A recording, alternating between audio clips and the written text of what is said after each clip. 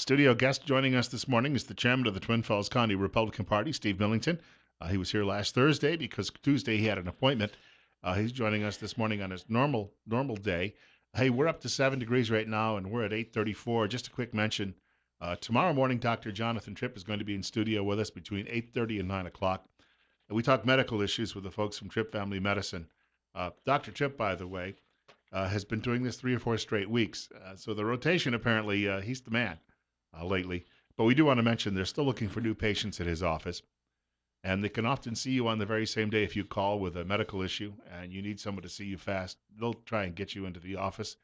We want to point out the office is located on Fillmore Street, directly across from the main post office in Twin Falls. And they have a great slogan: life's too short not to feel good. Steve Millington, always feeling good, dropping by the studio this morning. Cold. You guys need to get a different weather forecast around here. It's got to warm up a little bit. And Randy Staples says this is the coldest winter in 24 years in Idaho. I don't doubt that. It's 9 below in Haley this morning, for Oh, instance. It was 0 out to my house when I started this morning at 5:30, and I thought to myself, "This is insane. What are you doing?" And I thought I had a comment with a friend, and they were talking about St. George, and I thought to myself, "Yeah, I've been down there a lot. I have a sister-in-law and family that lives down there, and I have a lot of people down there, but it's warm." However, it's cold here in the last half of December and all of January. Let's get used to it. That's Right. just the way it is. In St. George, it's hotter.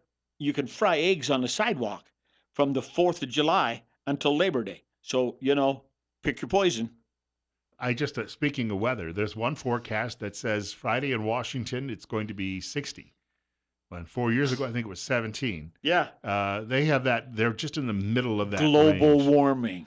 But the part of the country they're in, it's a roll of the dice, the type of weather they get. That's your neck of the woods. You ought to be able to tell us all about that in spades. Oh, one winter, it was so beautiful. I was going to the March for Life, and I couldn't wait because I thought, oh my gosh, we're going to go to the March for Life, and it's going to be 70 degrees. And then all of a sudden on Friday and Saturday night, it snowed. The March was on Monday. This was in 2012. The March was on Monday. So I raced out to a department store and I bought myself a couple of heavy woolen shirts and then a hooded sweatshirt because I didn't know what the weather would be like.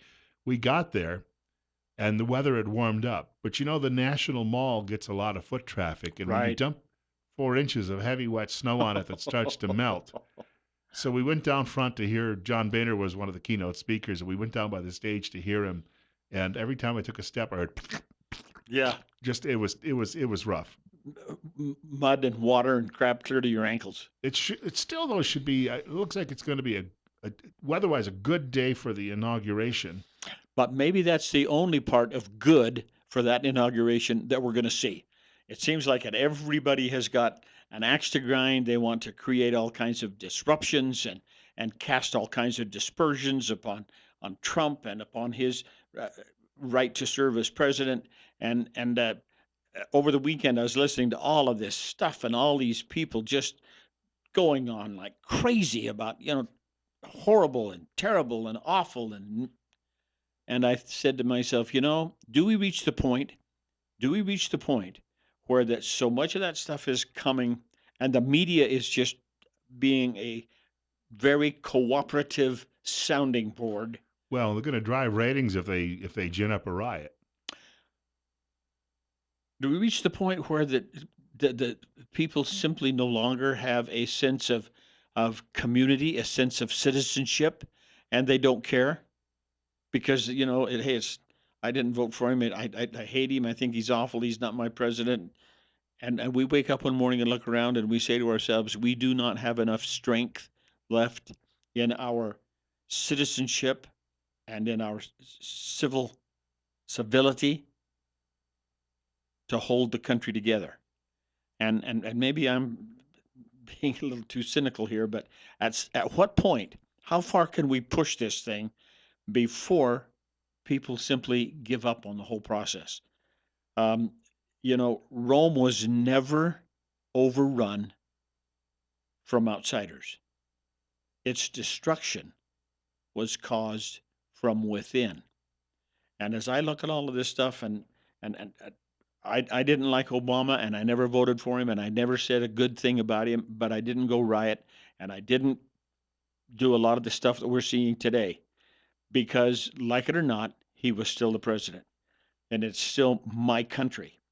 But people nowadays, especially in the last 60 days after the Trump election, we've got a huge cadre of people who think it's their responsibility to try to destroy the things that make our republic great.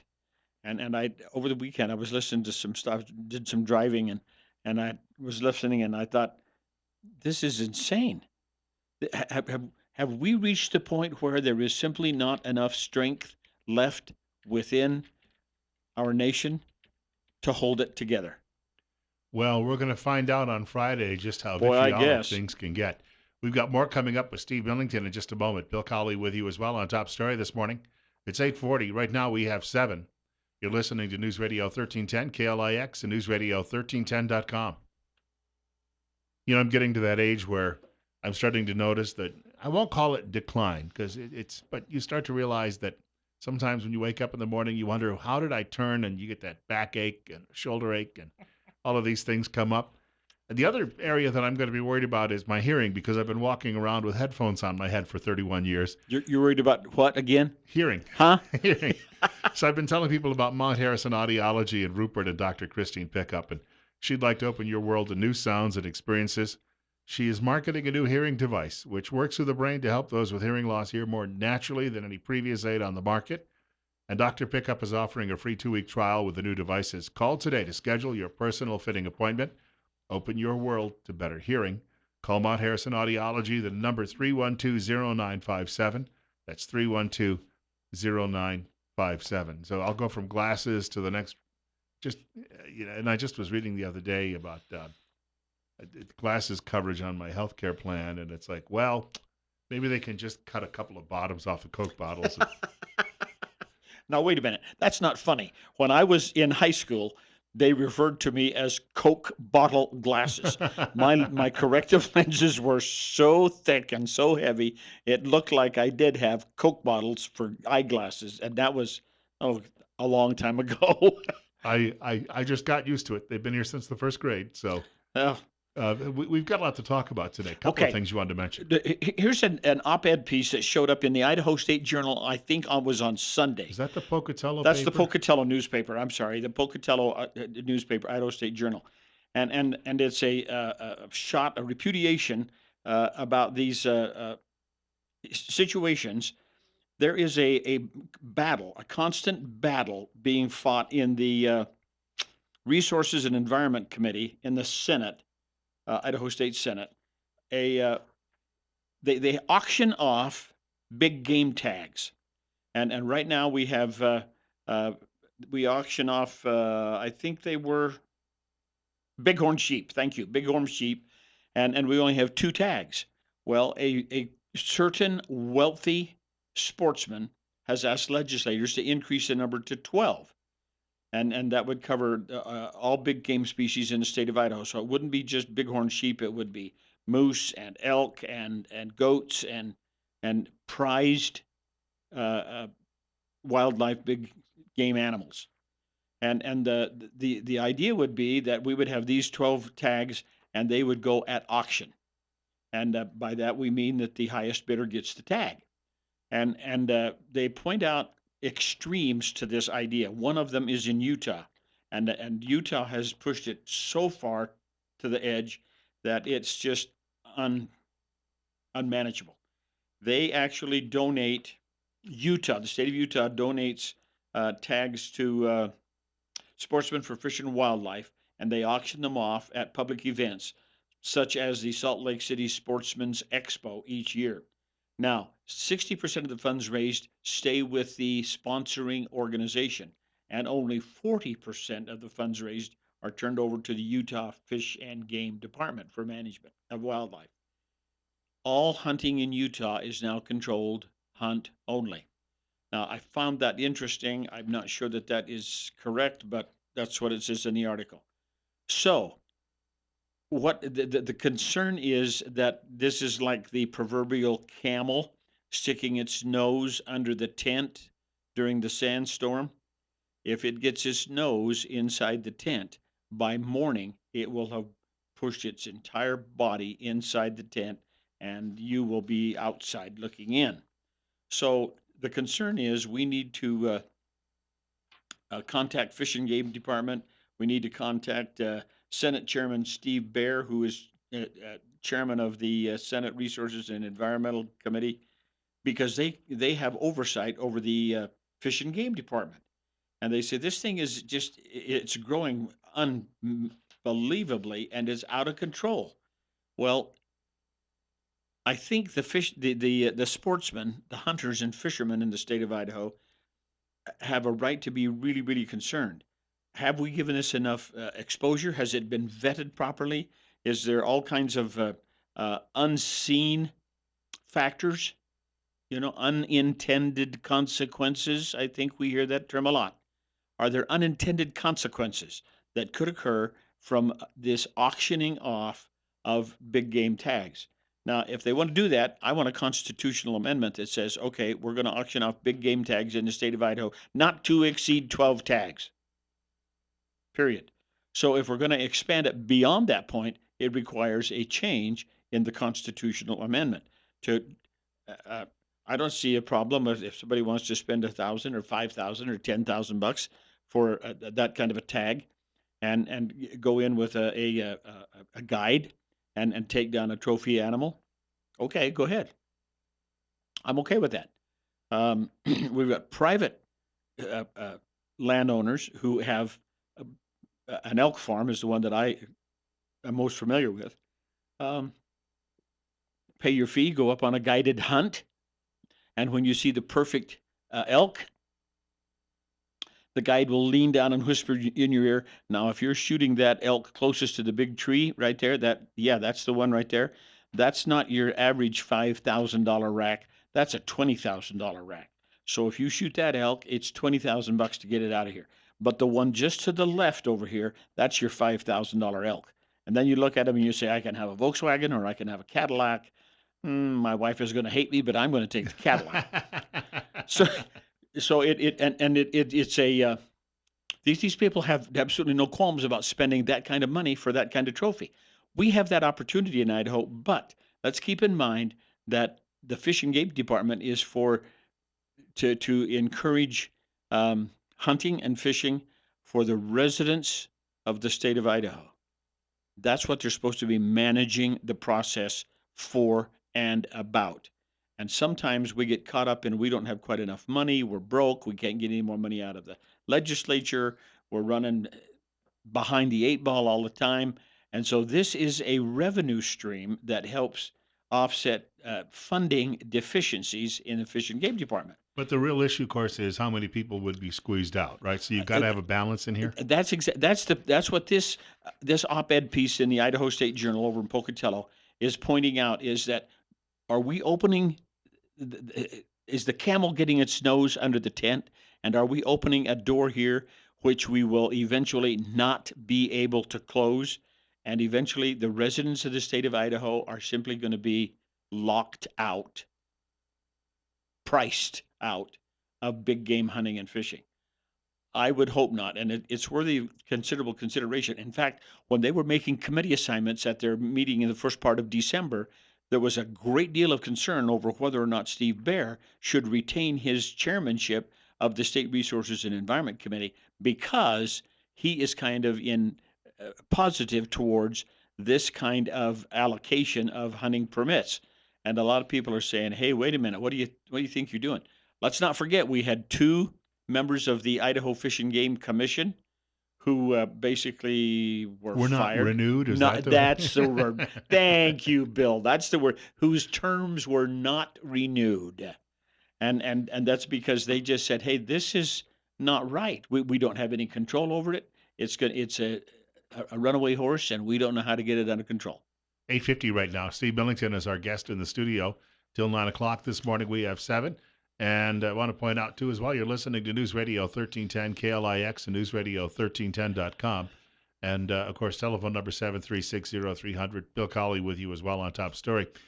We have a lot of issues that are going to come up to the legislature because I think everyone went into this year thinking we're going to talk about roads again, Hmm. but we're going to especially talk about schools, and these are going to be the main issues. And now it seems that we have a number of other things cropping up that are jockeying with all of this.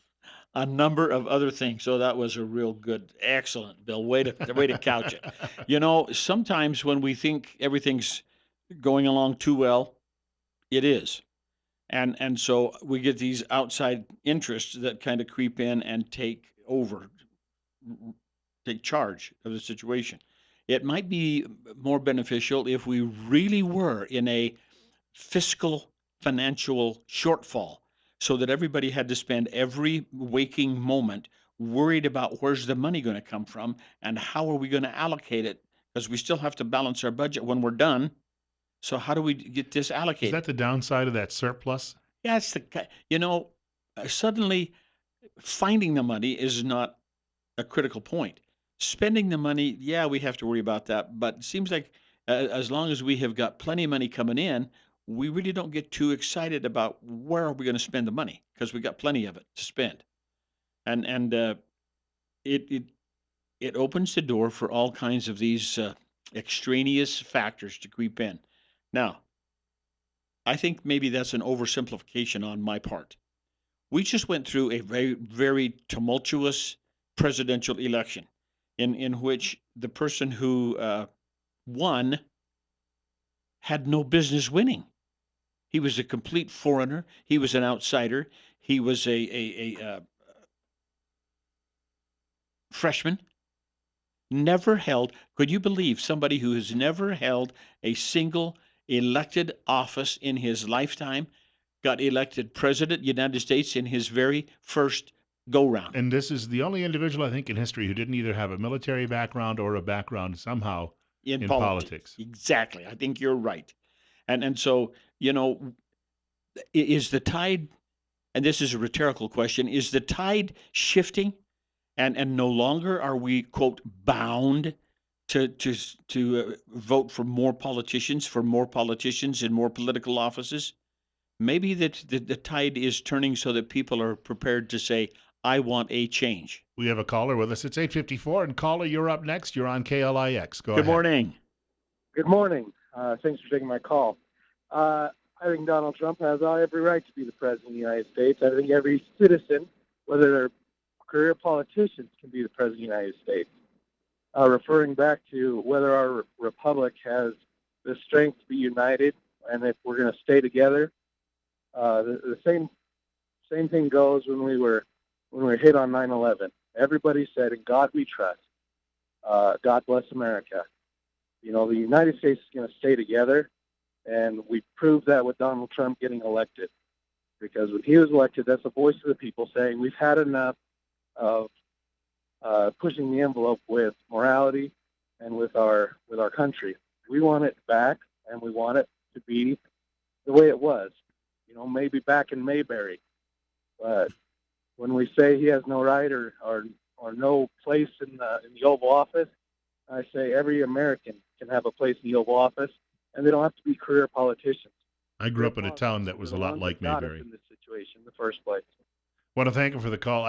Very quickly, just as an add-on to that, I grew up in a place like Mayberry, which, I mean, it almost seemed like it was straight out of the TV show, and it's long gone. Yeah, and I live kind of out in the country, and so as I drive down the county roads out there, um, you just wave at the car coming towards you. You know, You, all you just wave. the complainers about, well, he didn't win the popular vote. Did you know? I heard a great analogy last week from a writer, I think at Pittsburgh Post Gazette. It was on Real Clear Politics. In the World Series, the Cleveland Indians scored as many runs as the Chicago Cubs did, but the Cubs won the series 4-3. And then I thought, in 1960, the Pittsburgh Pirates defeated the New York Yankees. The Yankees outscored them, but the Pirates won Won four the close series. games. That's right. And so, therefore, they won that's the rule. And this is what happened this year with the Electoral College. It's exactly right. And I didn't mean to imply that our country would not survive this thing, or that all of these naysayers and whiny ball babies would just, but it gives you pause, and you ask yourself, Why do we let these people do this to our country? Why would they want to do this or do that? I'm sorry. Why would they want to do that to our country?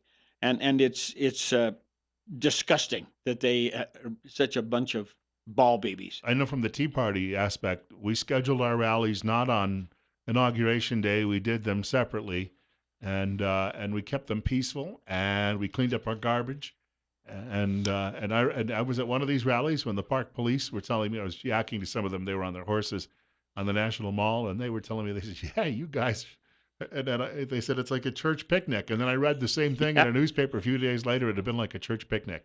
It's interesting. I saw a thing on Fox News. They were talking to a motorcyclist. He's leading the group of motorcyclists that are pouring into Washington D.C. And they said, "What do you plan to do?" And he said, "Nothing. We are here as backup to our law enforcement community. If they need our help and if we can be helpful to them, they need to know that we stand to help them." The Washington Post called him a vigilante. Yeah, right. Jiminy Christmas. So much for trying to be a good patriotic American. Yeah, right. No good turn goes unpunished. But 30 seconds. Anything else we left off the table you got to mention quickly? You know, I find it interesting that the legislators do not have enough to do to keep them busy. They've got to be involved in all kinds of personality fistfights in the legislature. That ought to just get us on the front page of the local paper. In fact, it did. I was looking at it this morning, and right here on the front page of the local paper is the headline, "Protest in the State House." So they have nothing else to talk about, so they find something to cover the printed page.